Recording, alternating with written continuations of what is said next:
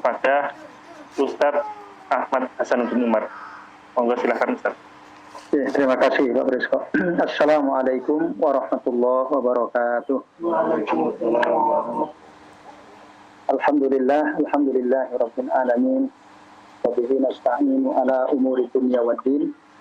Wassalatu wassalamu ala asrafil anbiya'i wal mursalin wa ala alihi wa ashabihi wa man tabi'ahum bi ihsanin ila yaumiddin. Asyhadu an la ilaha illallah wahdahu la syarikalah wa asyhadu anna Muhammadan abduhu wa rasuluh.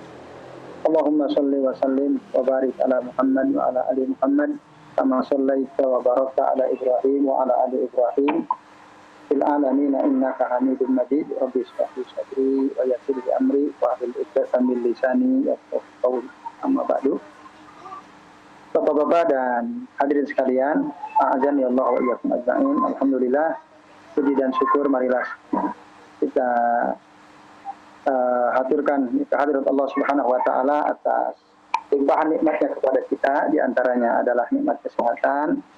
Yang dengan nikmat sehat ini, maka pada kesempatan sore hari ini alhamdulillah kita bisa bersama-sama ya muwajahah baik lewat online atau offline ya, di majelis kajian kitab Syarhus Sunnah yang ditulis oleh Al-Imam Al-Muzanni Asy-Syafi'i rahimahullah.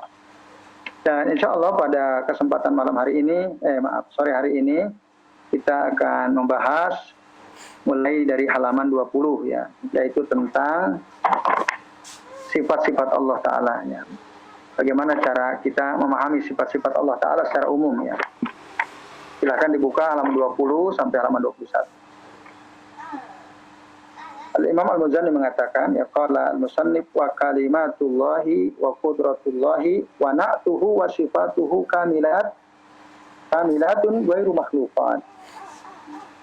Di kalimat-kalimat Allah berarti ya firman-firman Allah, wa qudratullah dan kekuasaan Allah, wa na'tuhu wa sifatuhu. Na'tuhu itu sifat juga artinya. Na'at sifat dan sifat-sifat Allah kamilatun ghairu makhluqat. Semuanya sempurna dan bukan makhluk. Waalaikumsalam warahmatullahi wabarakatuh. Silakan Pak. Ya, oke. Ya, jadi semua sempurna dan semua bukan makhluk ya. Jadi semua sifat-sifat Allah, kalimat-kalimat Allah, kekuasaan Allah Ta'ala itu ya, semua seluruhnya sempurna dan bukan makhluk. Nah, maka dengan demikian katakan oleh Syekh Abdul Razak Al-Badar pada bab ini Al-Imam Al-Muzanni menjelaskan akidah Ahlussunnah wal Jamaah terkait dengan sifat-sifat Allah secara umum.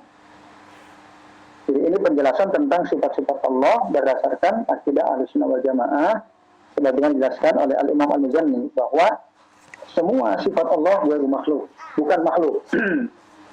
Bahwa Rabbuna Azza wa Jalla huwa wahdahu al-khaliq, akan tetapi Allah lah Tuhan kita Azza wa Jalla yang menciptakan, Allah saja. Yang lain tidak ada yang menciptakan. Yang lain tidak ada yang bisa menciptakan.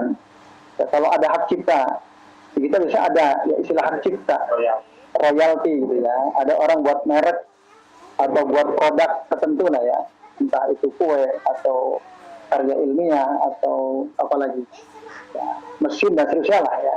Kan ada hak cipta. Nah, bapak-bapak dan ibu serta sekalian, jadi hak cipta. Kemudian ini ciptaan siapa kan itu? Bahkan lagu ya, ada lagu ini ciptaan Indonesia Raya, ciptaan siapa? W.R. Supratman misalnya ya, dan seterusnya. Itu mungkin sama istilah cipta ya, ciptaan.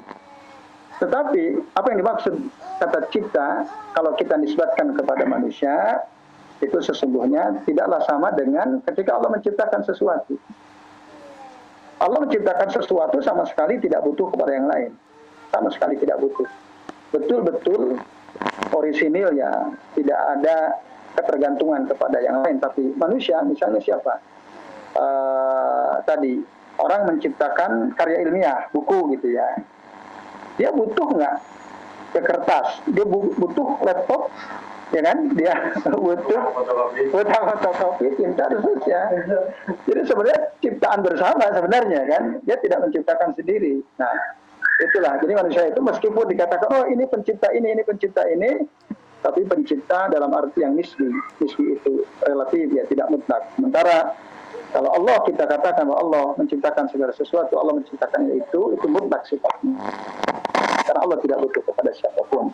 Nah, oleh karenanya semua hal ya selain Allah disebut makhluk. Dalam Al-Quran Allah Ta'ala berfirman, Qulillahu khaliqu kulli syai'. Katakanlah Muhammad bahwa Allah itu adalah khaliqu kulli syai'in, pencipta segala sesuatu, wa huwal wahidul qahhar. Allah itu Maha Esa, Al-Wahid, Al-Qahhar, dan Maha Perkasa. Nah, ini oleh karenanya kita tidak boleh sedikit pun mengatakan bahwa ada sifat Allah yang berupa makhluk. Nah, itu nggak boleh. Ya, sama sekali kita nggak boleh menyebutkan bahwa ada sifat Allah yang kita sebut sebagai makhluk. Misalnya kalam Allah makhluk, nggak boleh. Juga tidak boleh. Terus basornya Allah, sam'unya Allah, penglihatan Allah, pendengaran Allah, makhluk nggak boleh. Itu semua ada sifat zatiyahnya Allah Ta'ala yang kita tidak boleh sama sekali mengatakan itu makhluk. Nah, kalimat-kalimat Allah itu ada dua dikatakan, ya. Dikatakan kalimatullahi wa qudratullah wa na'tuhu wa sifatuhu kamilatun ghairu makhluqah. Nah, Abdul Razak Al-Badar mengatakan kalimat Allah itu ada dua. Ada kalimat kalau kita mendengar kata kalimat berarti firman Allah Ta'ala. Itu ada yang bersifat kauniyah al-qadariyah. Al-kauniyah al-qadariyah. Apa itu kalimat Allah yang bersifat kauniyah qadariyah? Adalah kalimat-kalimat Allah berupa suatu ketentuan. Ya, ketentuan Allah dan itu pasti terjadi. Itu namanya kalimat kauniyah qadariyah. Kalimat yang disampaikan oleh Umi.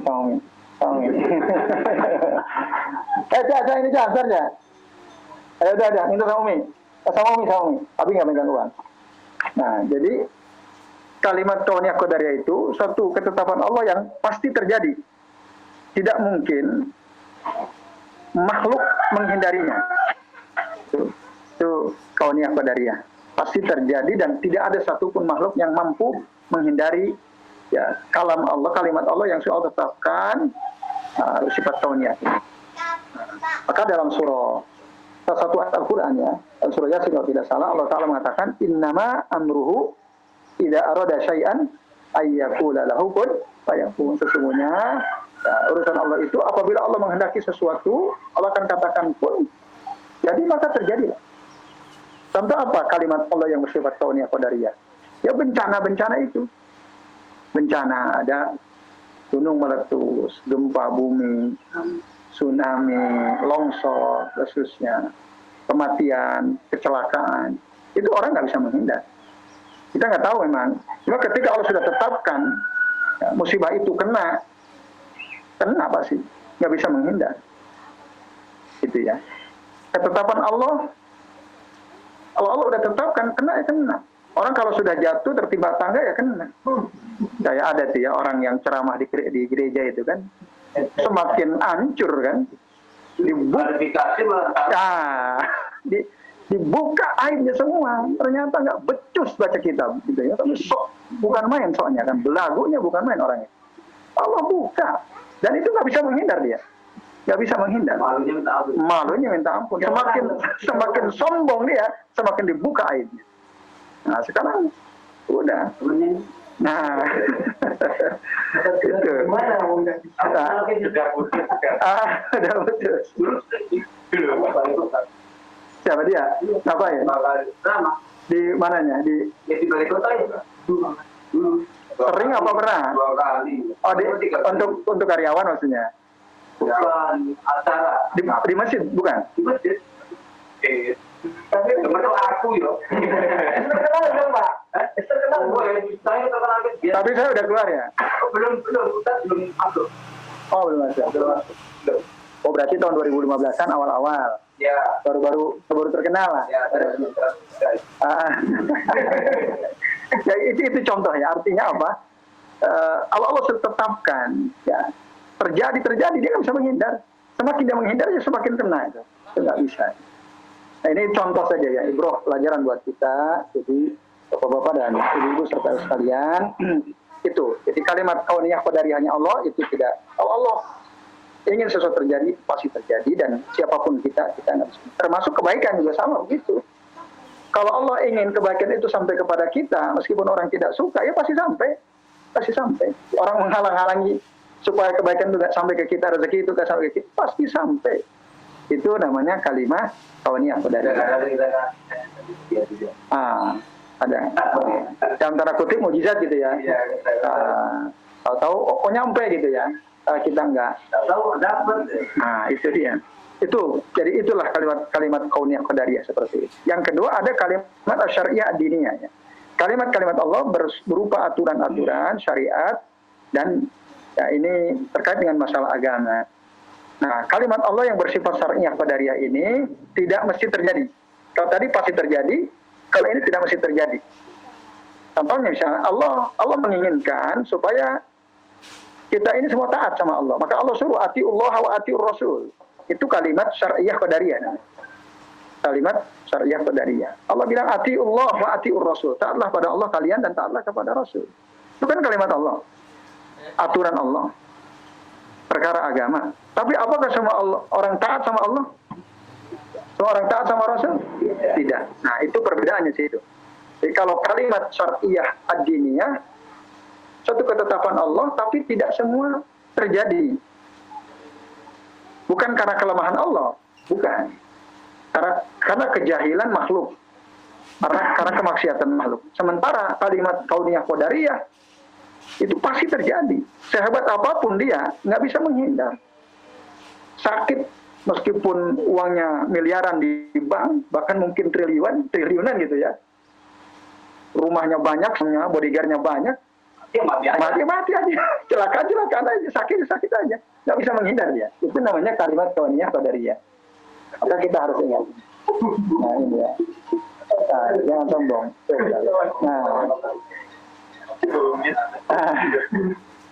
Dan semua ini sempurna. Ya.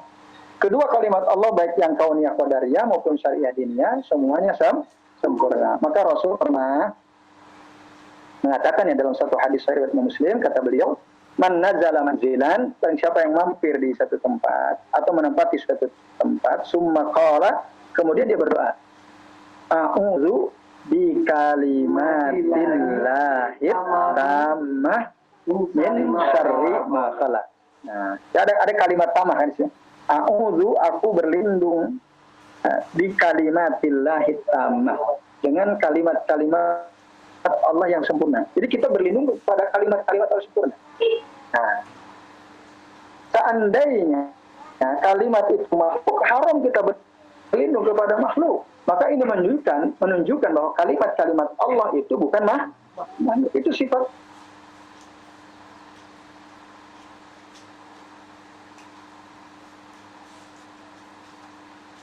kalimat-kalimat Allah yang sempurna. Nah ini Abdul Razak mengatakan, menunjukkan, bukan hanya beliau, bahkan ulama lain mengatakan, bahwa kalimat Allah itu ada sifat Allah.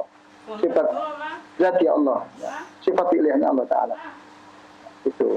Makanya itu dijadikan salah satu cara untuk kita berlindung ya. Artinya ketika kita berlindung dengan sifat Allah, ya berarti kita berlindung dengan Allah. Karena sifat itu melekat pada zatnya Allah Ta'ala. Dari apa? Min syarri ma khalaq, dari keburukan setiap makhluk yang diciptakan oleh Allah. Maka siapa saja yang mampir di satu tempat baca doa ini atau menempati suatu tempat, apa kata Nabi? Lam yadurruhu syai'un. Tidak akan ada yang bisa membahayakan dia apapun. Tidak akan. Hatta yartahila min manzilihi dzalika, sampai dia meninggalkan tempat itu. Nah ini, jadi ini doa kalau kita mau mampir di satu tempat, ke tempat kerja atau bahkan kita sedang mudik, mampir istirahat, itu jangan lupa tuh baca ini dimanapun.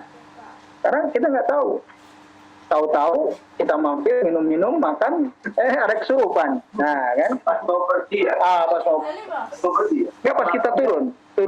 Di tempat baru ya. Di tempat baru atau mampir di satu tempat. mampir satu. Bukan buat kita mau pergi. Bukan. Dengan buka angkringan atau angkringan baca doa itu. Nah, misal mau buka toko, Kalau tidur gitu. enggak. Ini kan azala manzilan itu tadi mampir di satu tempat atau menempati satu tempat. Nah itu. Jadi doa ini dibaca ketika kita mampir di satu tempat atau menempati satu tempat. Maka garansinya lan yadurruhu syai'un. Tidak akan ada yang bisa membahayakan dia apapun. Baik makhluk kecil, makhluk besar enggak. Hatta yartahila min dzalika min manzilihi dzalika. Ya. Ya boleh juga kita masuk sini kan bertamu ke rumah orang. Bisa. Kan nggak tahu ya, kita tidak tahu. Nah ini tadi dalam doa ini ada kata-kata a'udzu bikalimatillahi tamma. Itu yang relevan dengan pembahasan kita adalah pada kalimat at-tammahnya itu. Nah, bapak-bapak dan ibu-ibu serta ikhwas sekalian, azani Allah wa iyyakum. Ini yang maksud sempurna itu dan kekurangan dari semua sisinya. Kalam Allah itu tidak ada sedikit pun kekurangan. Al-Quran itu nggak ada kekurangan. Al-Quran itu pasti benar. Kalau Al-Quran bilang bahwa ya Tuhannya orang Nasrani dengan Tuhan kaum muslimin sama apa beda? Beda. Maka jangan disebut sebenarnya kita dari satu. Beda nama. Gitu ya. Dasar orang jahil gitu kan. Nah, itu tetapi sok pinter begitu itu ya. Nah ini ya. Jadi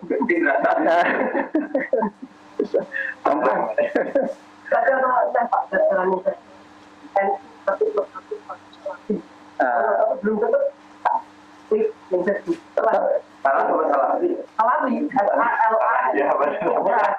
tapi dia bilang gini, ada lagi kata-kata yang dikiralkan lagi sama orang-orang. Kata-kata dia juga membenarkan, memperbaiki orang yang salah gaul itu lebih mudah daripada memperbaiki orang yang salah ngaji gitu. Jadi kalau ngajinya bukan ke dia salah tuh, susah. Padahal, nah itu artinya dia, menurut dia orang-orang yang bukan kelompoknya dia ngajinya salah. Jadi ketika ada ustadz diundang pengajian ke markas Polri ya, nah itu ya, itu bahaya katanya ya. Maka komitmen, tidak komitmen.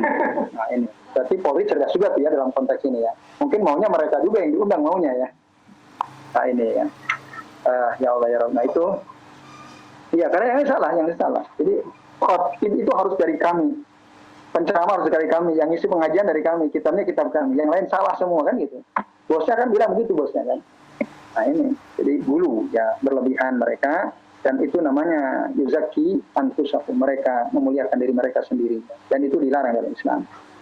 Nah, bapak-bapak sekalian, dalam Al-Quran banyak sekali ayat yang menegaskan bahwa kalimat Allah itu sempurna. Misalnya di dalam Al-Quran surah Fussilat ayat 42. Allah Ta'ala berfirman, la ya'tihi al-batilu min bayni yadayhi wala min khalfihi. Jadi Al-Quran itu tidak ada kebatilan, baik dari depan maupun dari belakang. Itu. Atau dalam ayat yang lain, ya, dikatakan bahwa Al-Quran itu kitabun uhkimat ayatuhu summa fussilat min ladun hakimin khabir. Al-Quran itu adalah kitab yang ayat-ayatnya meyakinkan baik, benar semua informasinya dan adil semua perintah serta larangannya, fasihatun al-faduha dan pasti semua fatnya, bahiyatun na'aniha dan indah makna-maknanya. Itu Al-Quran. Ya. Lalu dalam ayat yang lain Allah Ta'ala mengatakan walau kana min indi ghairillahi, dari Al-Quran itu bukan dari sisi Allah, la wajadu fihi ikhtilafan katsira. Pastilah kita akan mendapatkan kontradiksi yang banyak sekali. Seandainya Al-Quran bukan dari Allah Ta'ala. Tapi kalau kita membuat sesuatu tulisan atau produk hukum, kan seringkali ditemukan ada kontradiksi kan. Itu manusia, Allah nggak mungkin. Jadi semua saling menguatkan. Karena udah dirubah-rubah kan, udah dibuat oleh manusia. Itu sudah bertentangan. Ya karena ada campur tangan dari makhluk ya, maka banyak bertentangan. Nah ini bapak-bapak dan ibu sekalian. Kemudian waktu Qudratullah dan kekuasaan Allah itu adalah sifat dari sifat Allah, dan kekuasaan Allah itu menyeluruh atas segala sesuatu. Ya, tidak ada yang membatasi. Innallaha ala kulli syai'in qadir. Jadi tadi kalau Allah menghendaki sesuatu terjadi, pasti terjadi. Itu kuasa Allah. Kemudian sifat Allah semua sempurna, bukan makhluk. Dan sifat Allah semua tinggi ya. Walillahil masalul a'la, kata Allah dalam surah An-Nahl ayat 60. Dan Allah itu punya sifat-sifat yang tinggi kedudukannya, atau sempurna sifat-sifatnya. Nah inilah dia manhaj atau cara akidah Ahlus Sunnah wal Jamaah di dalam memahami sifat-sifat Allah Ta'ala. Jadi sederhana sekali. Satu, ya sifat Allah itu sempurna. Yang kedua, sifat Allah itu bukan makhluk. Ya. Jadi ini poin penting yang ingin ditegaskan oleh Al-Imam Al-Muzani rahimahullah. Yang pertama dan kedua. Yang ketiga, daimatun ajaliyat. Daimat itu artinya ya, selalu ada, tidak pernah tidak ada sifat Allah itu. Selalu melekat. Gitu. Dan tidak terlepas ya, selalu ada. Azaliyat, artinya selalu ada itu nggak ada akhirnya. Nggak ada akhirnya. Kalau kita kan ada akhirnya. Kedermawanan kita kadang ada akhirnya. Kan gitu. Kebaikan kita ya ada habisnya. Allah tidak. Daiman. Ya. Sampai kapan? Tidak ada batas. Azaliyat tidak ada awalnya. Semua bersifat azali. Melekat pada zat Allah, tidak ada permulaan. Itu yang disebut azaliyat. Itu sifat-sifat Allah. Walaisat bimuhdasat fatabid. Dan semua sifat Allah itu bukan hal baru. Nah ini penegasan dari daimat azaliyat. Jadi bukan hal baru. Sehingga kalau hal baru itu tadinya nggak ada, pasti kembali tidak ada. Sifat Allah tidak seperti itu. Ini beda dengan kita manusia. Manusia kan tadinya nggak ada. Kita semua tadinya tidak ada. Lalu kemudian mengatakan, walau kana rabbuna naqisan fayazid. Seandainya Tuhan kita Allah Ta'ala ini memiliki sifat kurang, seandainya, maka berarti Allah butuh penambahan. Orang sesuatu yang kurang itu kan disempurnakan, ditambahkan itu. Allah tidak begitu. Ya. Allah tidak membutuhkan penambahan karena memang Allah sempurna dari awal dan tidak memiliki kekurangan. Nah ini. Maka kita tidak boleh mensifati Allah dengan sifat yang kurang. Kalau kita ya saya jelaskan apa itu menipu itu sifat kurang apa sifat kekurangan apa sifat sempurna menipu kekurangan. Ada nggak ayat yang menegaskan bahwa Allah itu menipu? Ada ya. Makar, khianat, ya nanti ada wahum yukhadi'un Allah wa huwa khadi'uhum. Mereka menipu Allah, Allah yang menipu mereka. Wa makarullah wallahu khairul makirin. Itu khianat ya, makar itu buat siasat untuk mencelakai orang. Nah, itu sifat kurang, buruk atau sifat baik? Buruk. Kenapa kok dinisbatkan kepada Allah Ta'ala? Harus orang bilang, berarti Allah punya sifat kurang. Allah makar juga, kok Allah nipu juga? Gimana tuh penjelasannya? Balasan itu Ustaz. Balasan dari perbuatan buruk. Balasan dari? Perbuatan buruk. Jadi, kalau begitu berarti? Bukan Allah sendiri yang apa? Tapi bukan karena Allah yang memulai, ada gitu ya? sebab, ya ada sebab. Oke, baik. Ya, suatu sifat menipu, kalau dilakukan, kita yang mengawali itu buruk. Tapi kalau kita ditipu orang, kita tipu balik, itu buruk atau tidak? Tidak. Boleh. Musuh nipu kita tipu balik. Boleh kita. Ya kan, Pak Jaju, sayiatin istuha. Boleh.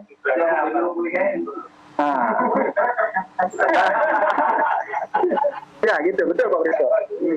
Jadi ya membalas keburukan dengan keburukan itu bukan suatu kekurangan, justru kehebatan. Tapi kan ada yang entah hadis entah apa, balaslah keburukan dengan kebaikan. Ya, ada Al-Quran. Tapi sebelumnya kan ada fajaza usayyatin sayyatun misluha. Jadi balasan keburukan ya keburukan yang sama, yang semisal. Ada orang ketika dia kita balas dengan kebaikan, dia tambah hancur. Apa kita baikin terus? Itu relatif. Jadi memang ada balasan keburukan kebaikan, itu tergantung orangnya. Kalau orangnya ketika dia melakukan keburukan, lalu kita respon dia dengan kebaikan, lalu dia berubah jadi baik, kita harus begitu, respon dengan kebaikan. Karena dia belum tahu. Seperti orang kencing di masjid, buruk sekali kan. Orang mau marah semua, tapi harus jangan, biarin. Nasihatnya, Rasul tahu. Ya orang kalau dinasihati baik-baik, dia baik ya. Maka betul. Tapi kalau seperti Abu Jahal, Abu Lahab berbuat buruk dibaikin, ngoncang, habisin, kan dibunuh. Nah itu. Begitu juga dalam kehidupan kita sehari-hari. Lihat situasi. Jadi tidak selamanya membalas keburukan dengan kebaikan.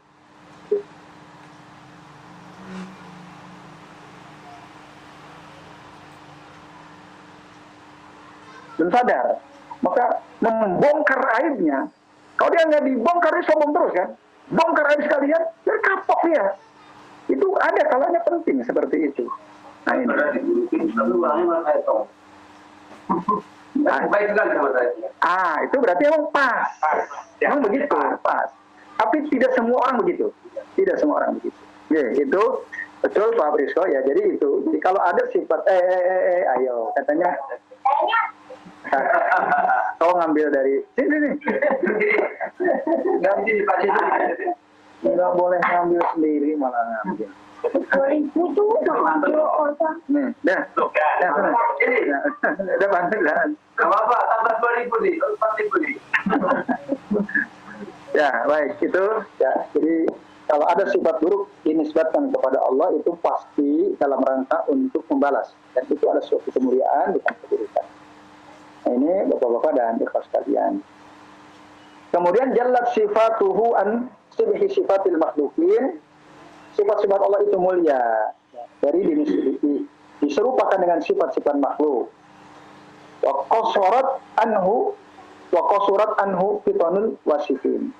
Dan kecerdasan orang-orang yang cerdas itu tidak akan mampu sedikit pun menggambarkan Allah secara sempurna.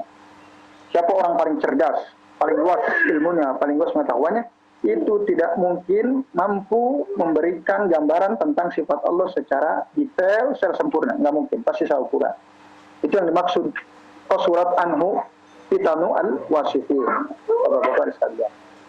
Nah ini, jadi kita nggak boleh menyerupakan sifat Allah dengan sifat makhluk. Ya.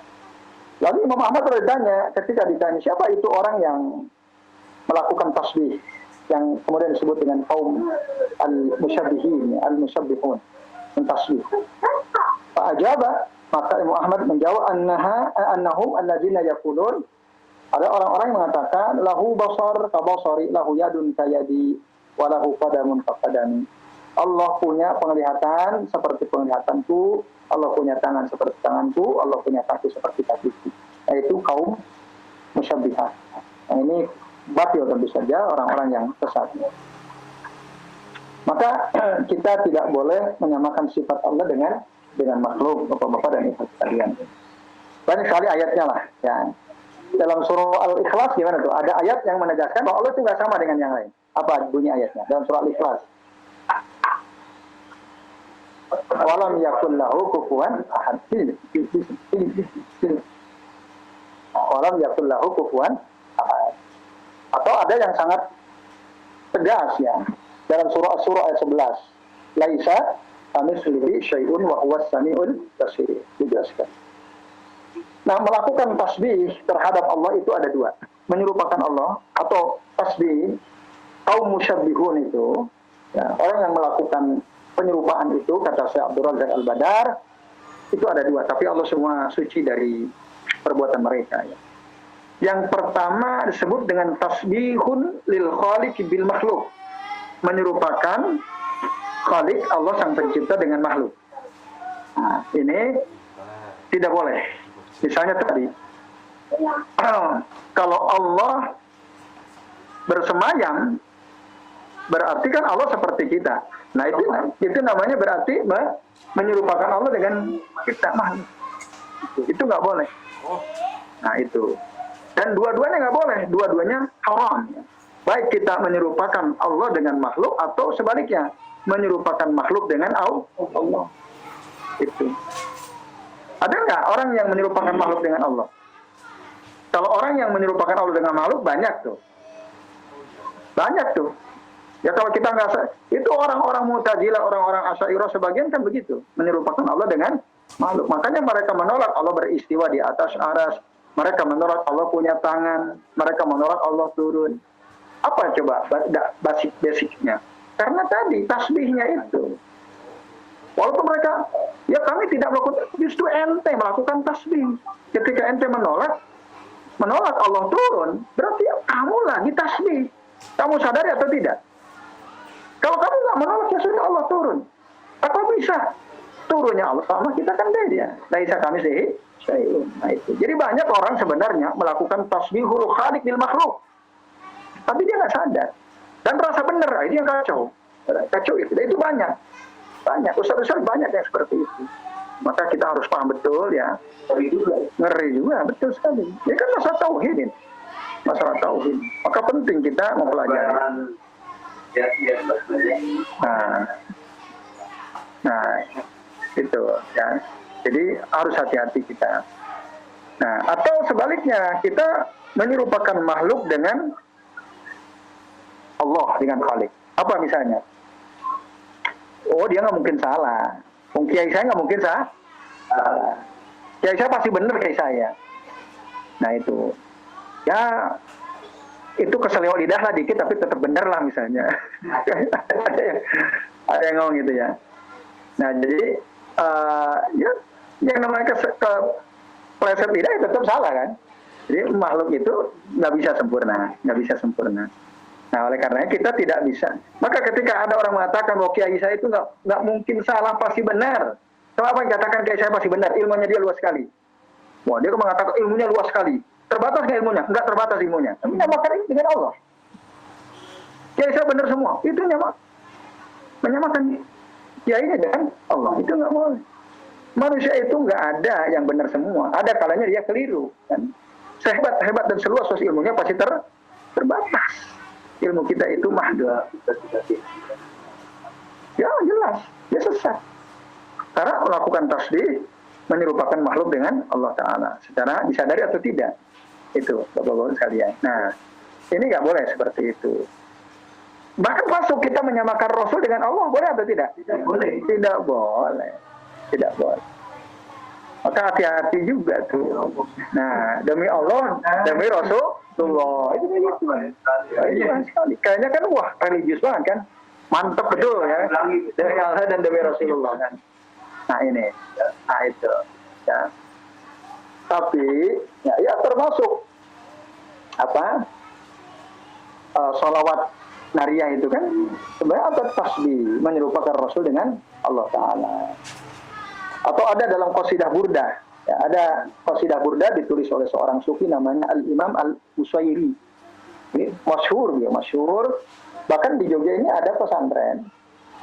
Di Bantul ya, dekat lah dari sini. Dia itu selalu mengkaji ya buku-buku sufi.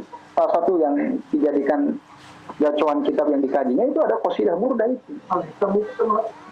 Ya, itu sufi. Ya, itu As-Sakandari ya. Ibnu Athaillah As-Sakandari. Nah, di Syekh Rajab mengatakan ya, menyerupakan makhluk dengan Khalik, dengan Allah itu bisa terjadi pada tiga sisi. Bisa dari sisi rububiyahnya, bisa dari sisi uluhiyahnya, juga bisa dari sisi asma dan sifat-sifatnya. Bagaimana coba? Contoh bahwa ada orang menyerupakan makhluk dengan Allah dari sisi rububiyah. Ada yang bisa kasih contoh? dia menganggap makhluk itu sama seperti Allah tapi dari sisi rububiyah.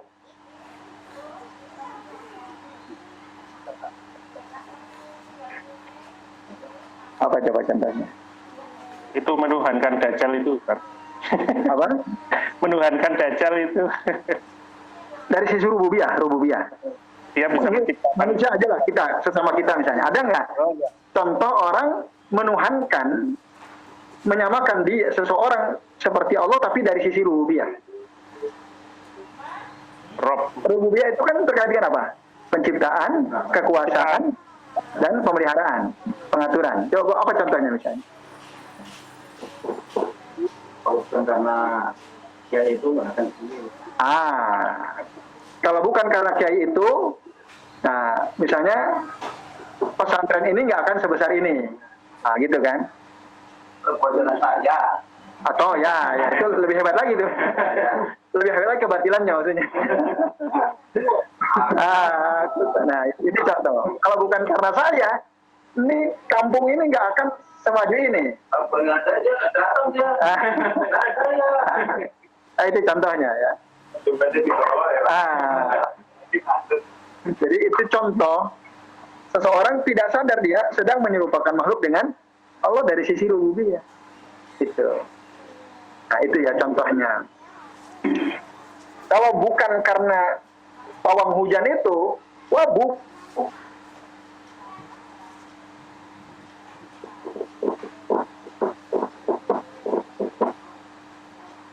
padahal itulah dia lagi melakukan tasbih didukung tadi dengan Allah dari sisi rububiyahnya.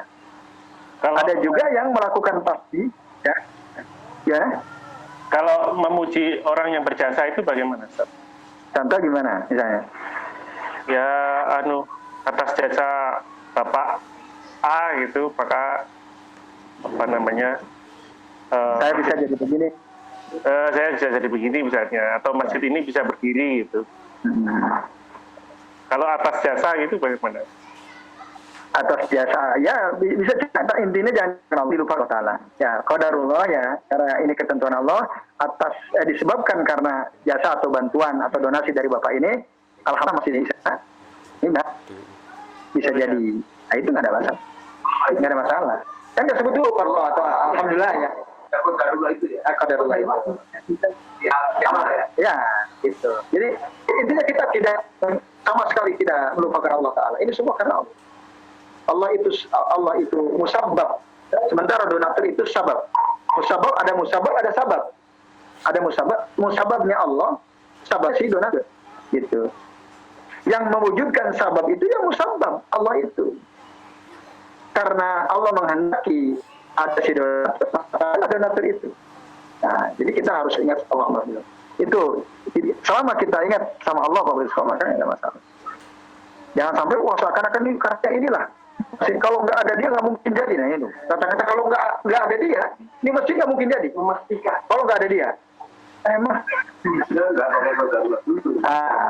Ya itu ya. Jawabkan itu ya nggak boleh. Baik. Itu namanya tasbih dari sisi apa tadi? Rububiyah. Jelas sih. Nah itu ngerti kan? Orang nggak ngerti kalau itu syirik kan? Kalau nggak ngaji kayak ini kita nggak paham. Banyak orang nggak.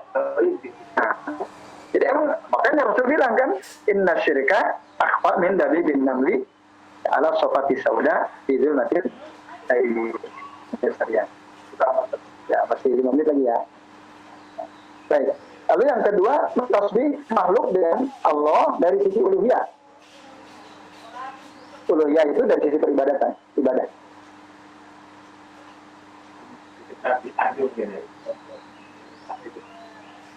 Terus? Apa coba contohnya? Contoh, ada orang melakukan tasbih makhluk dengan Allah tapi dari sisi uluhiyah. Kalau di kuburan, berdoa di kuburan, itu berarti dia menyamakan makhluk itu sama seperti Allah. Pikirannya bisa jawab doa dia kuburan. Maka disebut kuburiyun mereka itu kuburiyun para ulama. Itu namanya tasbih makhluk dengan khalik dari sisi uluhiyah.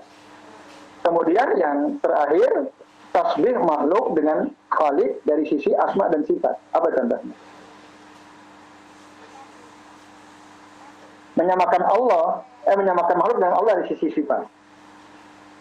Dari sisi sifat. Sifat kan dari sifat. Baik sekali. Seperti Allah tadi. Itu Ya. itu raja baik sekali seperti Allah. Ya itu tapi udah overlapping itu. Ya itu termasuk jelas. Ya seperti Fir'aun bilang kan, ana rabbukumul a'la. Ya. Itu contoh paling ekstrim. Ya. Atau contoh yang ringan, ya. Tadi ketika ada orang menolak Allah punya tangan, Allah turun, sebenarnya dia lagi sedang melakukan tasbih makhluk dengan khalik atau dibalik dengan makhluk. Atau ya misalnya orang ini sangat dermawan, tidak ada yang lebih dermawan di muka bumi ini melebihi kedermawan orang ini. Nah, itu kan jud itu sifat Allah. Ya. Al-Karam juga sifat Allah. Kita bilang ini orang paling dermawan di seluruh dunia. Nggak ada satupun manusia lebih dermawan daripada orang ini. Itu nggak boleh begitu. Berarti dia sedang mentasbih, ya, menyerupakan dia dengan Allah Ta'ala. Ya, itu bisa. Itu masuk ke uluhiyah, rububiyah atau asma wa sifat. Menggambar. Rububiyah. Halo. Oke. Mau masuk rububiyah. Tapi kalau nggak perlu nggak apa-apa kan? Apa? Nggak perlu manusia gitu. Coba. Ya, sebagian ulama membolehkan asal tidak ini. Saya dulu sendiri dokter di mobil. Ya. Saya sekarang udah sadar. Saya masih Menerima yang ya. Kepala itu harus dikurangi. Ya. Harus sebagian kalau dihinakan, ada dibuat tapi tidak sempurna, tidak ada masalah. Jadi, tidak dipersetujukan. Pokoknya inilah dihinakan bahasa mudah. Kalau foto tak? Foto kita satu keluarga tentang itu. Sebaiknya tidak. Rahmat nggak pernah. Saya harus di bawah, ini saya konten. Tapi malaikat nggak mau masuk loh saya bilang. Tapi kalau boleh saya batas. Ya, sebaiknya tidak. Nah ini tasbih makhluk dengan khalik ya dalam asma dan sifat-sifatnya. Nah ini bapak-bapak dan ikhwas sekalian, azan ya Allah. Jadi saya kira sementara ini dulu ya Pak Prisko dan bapak-bapak sekalian ya. Karena ini tinggal 3 menit lagi supaya ada persiapan. Tadi tanda jawabnya sekian tadi kayaknya ya. Gitu ya. Oke deh, ya kita cukupkan dulu sampai di sini Pak Prisko. Ya. Terima kasih, mohon maaf jika ada kesalahan. Mari kita akhiri ya, nanti ditutup oleh Pak Prisko.